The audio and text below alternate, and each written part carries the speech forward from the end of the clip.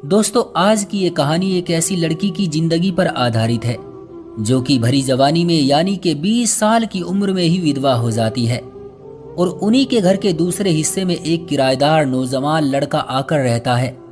फिर इसके बाद उनकी जिंदगी किस डगर पर चलती है, ये सब कुछ आपको बताएंगे आज की इस दर्द भरी कहानी में। तो चलिए दोस्तों, शुरू करते हैं।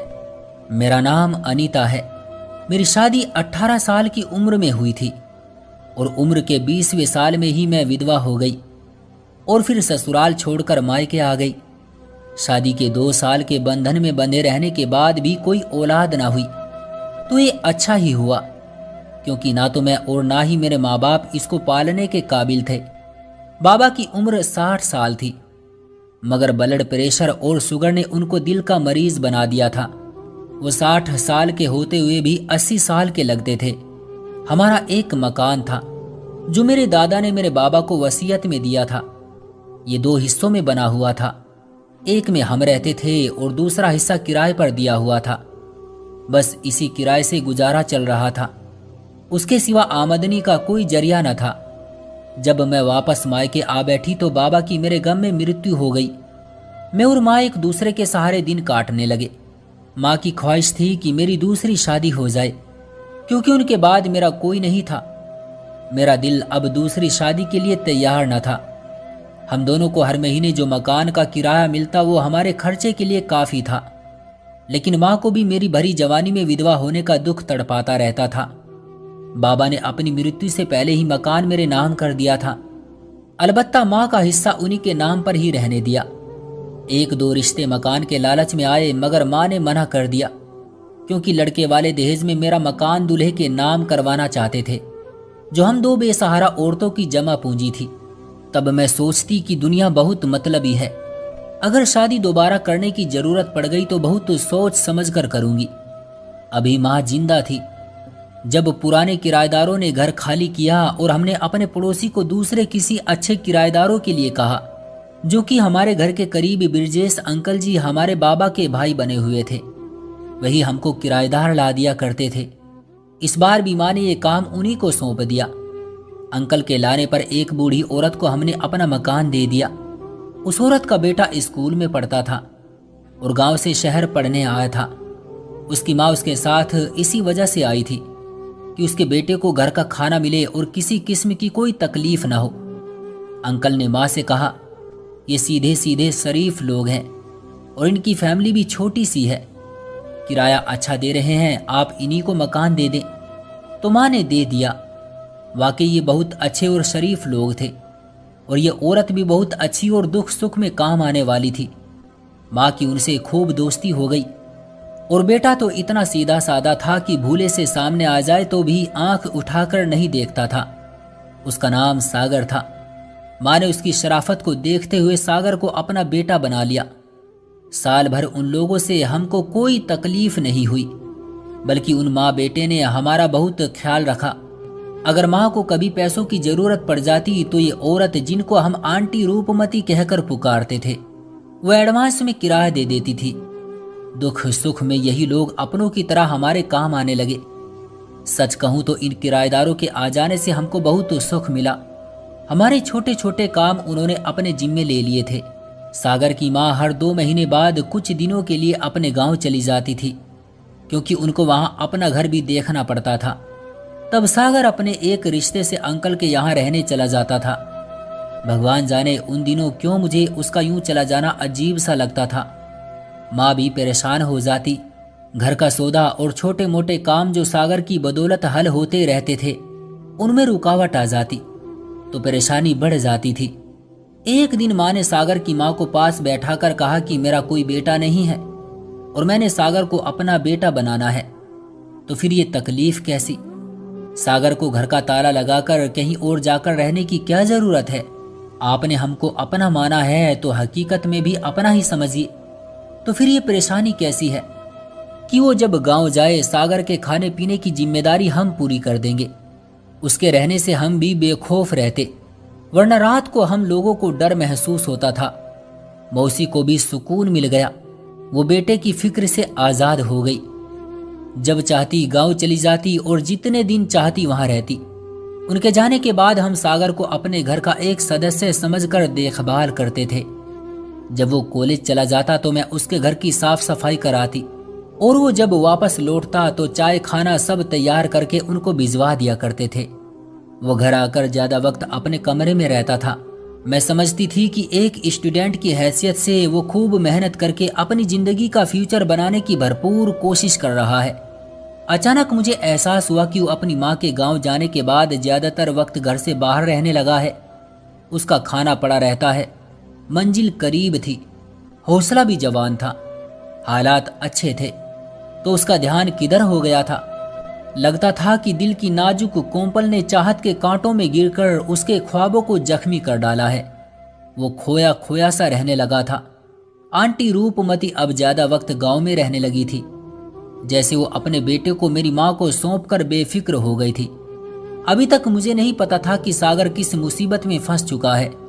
बाद में पता चला कि ये किसी लड़की की कहानी है। उस लड़की ने सागर की जिंदगी के एक एक पल का सुकून छीनकर उसको पढ़ाई के रास्ते से भी भटका दिया था। ये कोई और नहीं, उसके उस दूर के रिश्ते से लगने वाले अंकल के बेटे की फ्रेंड थी, जिसका घर वहां पास ही में था। दीपेश सागर का क्लास फेलो था, तो वो अक्सर उसके घर चला जाता और दोनों साथ बैठकर पढ़ते। तभी वहां अनुषा भी आ जाती। वो बहुत खूबसूरत और चंचल थी। वो उनकी तवज्जो अपनी तरफ रखती, ये जानते हुए भी कि दीपेश उसका मंगेतर है। वो अब सागर को अपनी तरफ खींचने की कोशिश कर रही थी। वो उसके साथ इशारों में बातें करने लगी, जिस पर सागर गुस्सा हो जाता था। मैं जानती थी कि सागर अच्छा लड़का था, मगर जवान था। जाने उस लड़की में ऐसी क्या कशिश थी कि उसका दिल अनुषा की तरफ खींचने लगा। वो चुपके चुपके सागर को गिफ्ट देने लगी, कभी परफ्यूम, कभी घड़ी, मगर वो दीपेश के डर से खामोश रहता। अनुषा मौका मिलते ही उसके बैग में ये तोहफे रख देती। घर आकर बैग खोलने पर पता चलता कि तोहफे अनुषा की तरफ से दिए गए हैं। सागर ना तो अनुषा को नाराज करना चाहता था और अपने दोस्त को धोखा देना भी नहीं चाहता था, तो उसने खामोशी वाला रास्ता चुन लिया। उस लड़की की ताबड़तोड़ मोहब्बत ने सागर को डिस्टर्ब किया और उसका ध्यान भटका दिया और उसको पढ़ाई से भी भटका दिया। मैंने सागर का ऐसा हाल देखा तो उसके साथ बातचीत करने में पहल कर दी, ताकि उसको सही रास्ते पर ला सकूं। आंटी रूपमती का ख्याल आता, जो हम पर भरोसा करके अपना होनहार बेटा हमारे हवाले कर गई थी। मैं सागर की उम्र की थी, उसके हालात समझती थी, जबकि माँ नहीं समझती थी। मैं खाना या चाय के बहाने सागर को आवाज देकर घर बुला लेती, चाय साथ पीने बैठ जाती। इस तरह इधर उधर की बातें करने के बाद उसका दिल टटोलने लगती। असल बात तो ये थी कि मैं भी उन दिनों बिना वजह उसमें दिलचस्पी लेने लगी थी, बल्कि वो मुझे अच्छा लगने लगा था। बातों बातों में वो रफ्ता रफ्ता मुझे अपनी बातें बताने लगा। बताया कि एक लड़की है अनुषा, वो मुझसे टूट कर मोहब्बत करती है, मुझे अपने चारों तरफ खुशियां खेलती नजर आती है। फिर एक दिन सागर ने मुझे बताया, मैं जानता था कि अनुषा की मंगनी दीपेश से हो चुकी है। मुझे अक्सर ये उलझन परेशान करती थी। तब मैंने एक दिन उसके साथ इस उलझन को बांटने का इरादा कर लिया। दीपेश अपनी माँ को डॉक्टर के पास लेकर गया था। मैं उनके घर पहुंचा तो बराबर के घर से मोटरसाइकिल की आवाज सुनकर अनुषा भी आ गई। गेट मैंने ही खोला था। घर में कोई नहीं था सिवाय नौकरों के। मैं उसको घर के अंदर नहीं ले गया, बल्कि पास ही के एक बगीचे में ले आया और हम आमने सामने कुर्सियों पर बैठकर मैं अनुषा से बातें करने लगा। अनुषा, सही सही बता दो कि तुम मुझसे मोहब्बत करती हो। हाँ हाँ, उसने जवाब दिया। तुमको इसमें कोई शक है? कोई शक नहीं है। अच्छा तो ये भी बता दो कि तुम मुझसे कितनी मोहब्बत करती हो। वो शब्दों में कुछ कहने की बजाय कुर्सी से उठी और मेरे कदमों में झुक गई। तभी मैं घबरा गया, उसको अपने कदमों से उठाया और कहा, बस अनुषा, अब इस कदर तो ना झुको। इतना कहकर सागर चुप हो गया। मैं बड़े ही ध्यान से सागर की बातें सुन रही थी। फिर मैंने बात को आगे बढ़ाते हुए पूछा कि फिर क्या हुआ। सागर ने बताया कि उस दिन बहुत सोच विचार के बाद मैंने दीपेश से बात की। मेरे दोस्त, तुम कब अनुषा से शादी कर रहे हो? अनुषा से शादी? उसने कहा, ये तुमसे किसने कहा है? मैं इससे कोई शादी वादी नहीं कर रहा। क्यों, क्या वो तुम्हारी मंगेतर नहीं है? थी कभी, मगर अब नहीं है, क्योंकि वो अच्छे चरित्र की लड़की नहीं है। दीपेश ने चिड़चिड़ेपन से कहा। मैं तो समझ रहा था कि मेरे इस सवाल पर वो नाराज हो जाएगा, लेकिन उसने तो मेरी सोच के उल्टी बात की और बताया कि अनुषा तुम्हारे काबिल भी नहीं है। भूलकर भी इससे शादी के बारे में मत सोचना, क्योंकि मेरे इसके साथ गलत रिश्ते रह चुके हैं और अब इसने एक और बदसूरत चरित्रहीन मगर दौलतमंद व्यक्ति को फंसाया हुआ है। इसका दामन वहां से भी मैला हो चुका है। क्या कह रहे हो दीपेश? क्या तुमको इस बात पर बहुत गुस्सा है, इस वजह से ऐसा कह रहे हो? हरगिज नहीं, तुम मेरे प्यारे दोस्त हो, तुमसे मैं कभी झूठ नहीं बोल सकता। मैं जानता था कि वो झूठ नहीं बोल रहा था, तब मैं खामोश हो गया, मगर इस खामोशी ने मेरे रोम रोम में आग लगा दी। मुझे लगने लगा है कि किसी ने मुझे ना संभाला तो। ये कहकर सागर ने मेरा हाथ पकड़ लिया। मैं ये सोच भी नहीं सकता था कि अनुषा मेरे सिवा किसी और की हो जाएगी, लेकिन अचानक दीपेश की जुबानी पता चला कि वो किसी और की होने वाली है, वो भी एक ऐसे आदमी की जो घमंडी और बदसूरत है। मुझे यकीन नहीं आता कि क्या वो सच में मुझसे मोहब्बत में मेरे कदमों पर झुक गई। क्या वो अब मुझे अपना ये नया रूप दिखाने वाली थी? लेकिन वो तो अब भी मेरी मोहब्बत का दम भरती थी। मगर दीपेश, वो भी तो मुझसे मोहब्बत करता था, वो भी तो मेरा जिगरी दोस्त था, वो कैसे झूठ बोल सकता था? अब मैं बीच में फंसा हुआ हूं, क्या करूं क्या ना करूं। लगता है कि अनुषा के इश्क में पागल या रांझा हो जाऊंगा। ये कहकर सागर ने मेरा दूसरा हाथ पकड़कर कहा, अनीता प्लीज, तुम ही मुझे इस नर्क में गिरने से बचा लो, कि कहीं ये इश्क मेरे दिल की बात मेरे मुंह से निकल न जाए। होठ सी लिए कि मेरा भाई शब्द मुझे उसकी निगाहों में रुसवा न कर डाले। मैं तो विधवा औरत थी, बड़ी मुश्किल से अपने सफेद बेरोनक आंचल को संभाले हुए थी।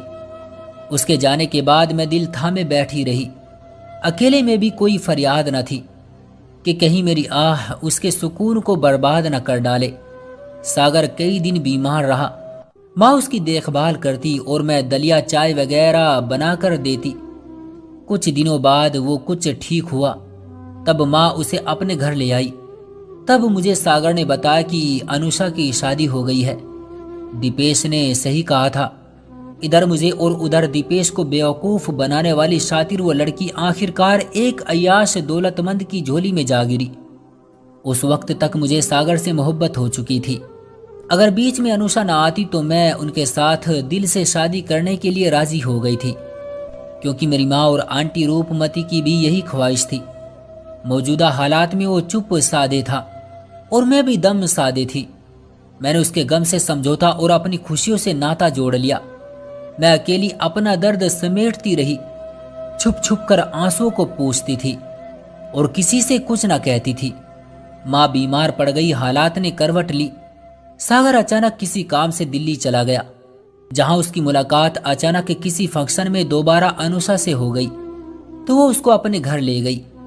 पुरानी दोस्ती ने नया रूप ले लिया। सोया हुआ जख्म फिर से जाग उठा, टूटे ख्वाब फिर से जुड़ने लगे और उमंगे सर उठाने लगी। सागर ने एक दिन अनुषा से पूछ लिया कि क्या वो दीपेश के पूरी तरह से नजदीक जा चुकी थी, जैसा कि दीपेश ने बताया था।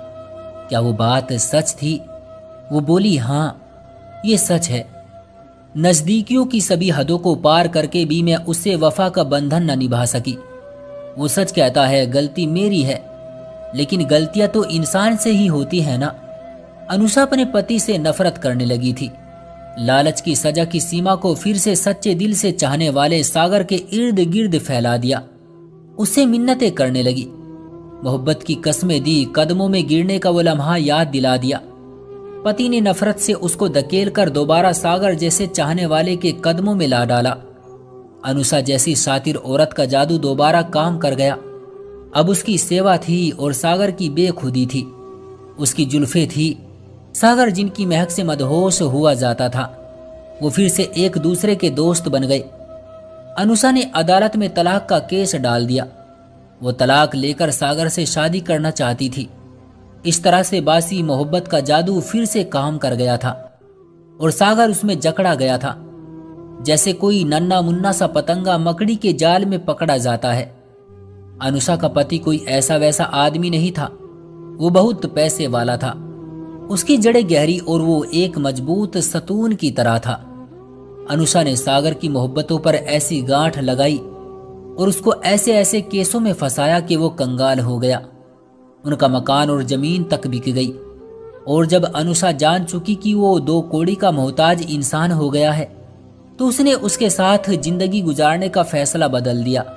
वो मुंह मोड़कर किसी और दिशा में मुड़ गई।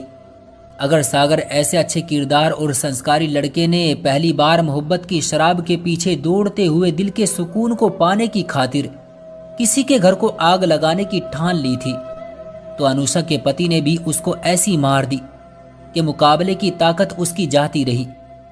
लुटा पिटा सागर हमारे दर पर आया और मेरी माँ के कदमों में बैठ गया। ने मदद के लिए हमारे आगे झोली फैला दी। हमें खुद सहारे की जरूरत थी, उनको क्या सहारा देते। मेरा दिल रो रहा था। मैं सागर से मुंह मोड़ चुकी थी, अब भी मुंह फेर लेना चाहती थी, मगर माँ ने मेरा दामन पकड़ लिया और मिन्नतें की कि मैं बीमार हूं, सागर का रिश्ता मत ठुकराना। आज मेरी सांसें चल रही है, कल मर गई तो तेरा कौन है जो तुझे संभालेगा। आंटी रूपमती जी मेरे गले लगकर रो रही थी, मैं भी रो रही थी। आखिर दिल ने मेरी अक्ल पर पर्दा डाल दिया कि अब चुप रहो, जैसे इतने साल चुप रही हो। माँ की सांसें चल रही है, उनको आखिरी खुशी दे दो।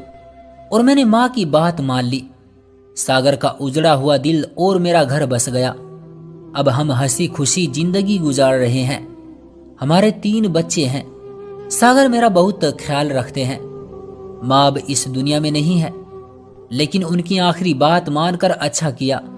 अब इस बात का एहसास होता है। बस ये प्रार्थना जरूर करूंगी कि ऊपर वाला करे कोई जवानी में विधवा ना हो। तो दोस्तों, ये थी हमारी आज की कहानी। उम्मीद करते हैं कि आपको पसंद आई होगी। आपका क्या कहना है इस कहानी के बारे में? कमेंट करके हमें जरूर बताएं। वीडियो को लाइक करके चैनल को सब्सक्राइब कर लीजिए ताकि आने वाली वीडियो आपको तुरंत मिले। मुझे दीजिए अगली वीडियो तक इजाजत। तब तक के लिए धन्यवाद।